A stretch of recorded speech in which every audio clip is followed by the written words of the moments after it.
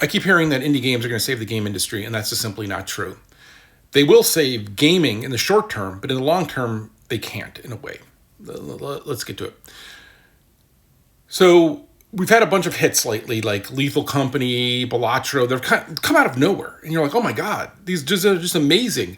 I can't wait for all of these. Well, for all of those games, go to Indie Dev subreddit and on Reddit, and go look at all the people who launched their games and they get a game that has 10 reviews. 10 reviews and they're happy. And they should be. Like, first of all, awesome you released your game.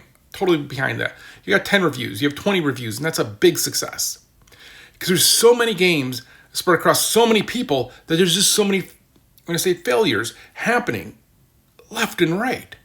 And then you have this false narrative of, like, you have an influencer who talks about game design because he doesn't understand game design or games, but people like it because he does nice graphics when he does that, and he has a British accent, and so it's cool.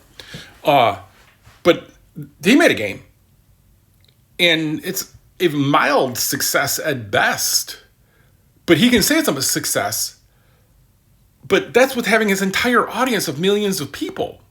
If he didn't have that entire audience of millions of people, no one, like, do the real experiment. Nobody would have given a shit about that game. So when you're judging other people making the game, that's where they're coming from. Nobody would give a crap about their game. Nobody would look twice at the pedestrian thing. Now, again, cool, you made something. Awesome. Not going to knock that. It's not for me. Glad you sold some and had success. But that's not the realistic way of looking at the industry, right? And again, I make these videos, but again, it puts a little time into these. I clean up my face today. Because I want to make games. I don't want to make this. And this is a full-time job. And so I respect the people who do this for a full-time job, even if they're talking whack. But the game industry has it's right, like, you can keep doing these, but it's not sustainable. There's so much failure, and there's so much people just going under. The publishers have moved out of this market because of that, because it used to be you at least sold some. And now, a game, like, may sell 20 copies. And you can't have 1,000 people who are all going to only put, 2 years of work into something and sell 20 copies. You just can't. It's not sustainable. I mean, we had 1 million people play our game, and that was still not sustainable. I mean, because 1 million people didn't buy it, but Game Pass. But, like, right, like, it's a weird place in the industry now, and while in the short term, we will get hits out of that, long term, it's really hard to have that be sustainable. And so when you have those kind of false pieces of information saying there's success and stuff, you have to watch that, right? And it's hard, it's grind. And there will still be some successes, and there'll be some people. And there's some people who grind it out into the middle. Like Celico, I hope I'm pronouncing that right. One of the got up in the news for something good. They're good. They're good people. And it was interesting to see them because, like, they've got I think they have more reviews than my game. Like, they're doing well. They're grinding it out in the middle, right? That I'm not knocking that, and that's a success. And that's super hard, and that's because it's a fun game. Like, I just said I'd put it aside because I'm going to go back to it because it was one of those games of, like, oh, you're starting at the point. I want to wait until it's like this complete experience because it's really good. But you should early access buy it now to help support them in their development of it. But, like, there's a bunch of games like that, but there's also a lot of games that aren't like that, right? And it's like that sustainable middle isn't happening. And then you see, like, the New York Times article of, like, oh my God, it's the chase for high resolution is why the game industry is going under. And there's that, again, British accent, a little guy, like, saying that, oh, that guy who does those essays, he doesn't know anything about games, and man, he just talks. Oh my God, he can't form an argument. He's more meandering than I am. But he cuts the graphics. I think if I could cut the graphics, I'd be way bigger, and I could just talk complete nonsense. But it's not about the chase for this realistic graphics. It's about the amount of content expected for big releases. So even when you buy a single player game, you're like, well, I'm just going to get, like, endless skins for this game, right? Because that's how this works. That's the problem. That is the cost. And that is the thing that you can either do the thing of, like, hey, hope we don't make a success and then we didn't make a bunch of skins for nothing, or we're going to make a bunch of skins and spend all this money and then nothing comes out of it, right? Like, that's what we're seeing. And that's what we're seeing at the high end of, like, all those people who can sustain and can hire and have employees and thousands of employees for years working on a project used to be able to understand, hey, we're going to make some money out of this. And now you have a couple of games now that have not, right? And you've always had that. And the studio's closed, but now it's happening at this larger scale and this having to create all this content up ahead, because the bet is you don't want to be like Apex Legends. Yeah, you do.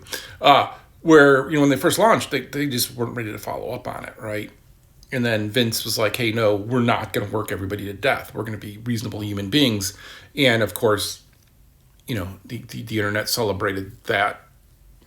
No, they didn't. But like that's the conundrum. But so the idea that indie games can take care of all of this because there's been some hits isn't true.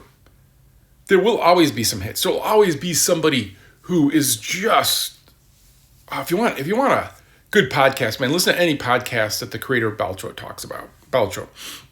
Like I have issues, but man, when he talks about it and how he talks about it, like, good person and gets it. But like for all of those people, there's a bunch who are trying it and failing.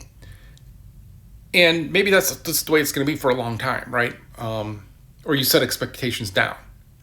I jokingly told somebody for the next thing, if I sell 10,000 copies, I'll be happy. And also 10,000 copies sounds like a lot, but it's like nothing. I've sold millions, right? But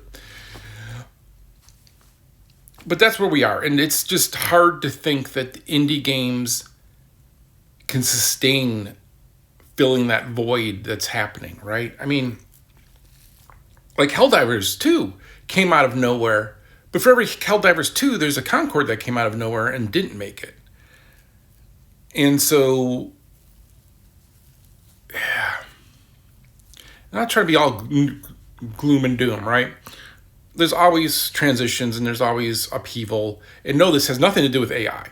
It has nothing to do with AI and has nothing to do with realistic graphics. It's just people outside the industry are going to say those things because they're ignorant about how the industry actually works and what's actually pulling on the industry and causing issues. But they say it with British accents, so we all believe them. Maybe the British are the problem. I am going to play the new Boss of Studios game tonight. Maybe they're not. I don't know.